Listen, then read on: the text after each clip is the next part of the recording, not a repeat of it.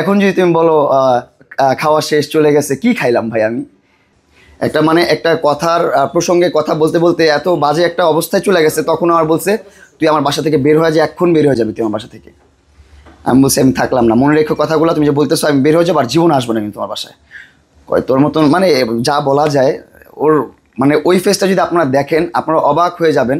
লেলার মুখ দিয়ে এরকম ভাষাগুলো বের হয় বা এরকমভাবে কথা বলতে পারে। আপনি ওর ড্রাইভারটারই খবর নিন, ওর ড্রাইভার টিকে না, ওর কাজের মেয়েরা পালায়া যায়, কোনো কিছু টিকে না। আপনার একটা ড্রাইভার ওর কাছে 5 বছর না 4-5 বছর জব করছে, জব করার পর এখন ওর কাছে না করে ওর ছোটো বোনের কাছে করে। ও ডাবল স্যালারি দিবে, তারপর ওর কাছে করবে না। কারণ কি, ওর ব্যবহারটাই ওরকম। ও যখন রাবিশ ব্যবহার করে তখন অনেক বাজে ব্যবহার করে, তখন এটা নেওয়ার মতো না, তখন আপনি সহ্য করতে পারবেন না। আমি নিজে অনেক রাগী একটা মানুষ, আমি হুট করে রেগে যাই, হুট করে রেগে গেলে নিজের কন্ট্রোল করতে পারি না। ও যখন ওইরকম বাজে বিহেভিয়ার করছে আমার সাথে, তখন আমি অনেক রেগে যাই, আমি বাসা থেকে বের হয়ে গেছি। ওই ঝগড়াটাও হয়েছে ওর বাচ্চা নিয়ে, তারপর ওর স্বামী আসা যাওয়া করে ওর বাসায়, ওইগুলো নিয়েই ঝগড়া হয়েছে।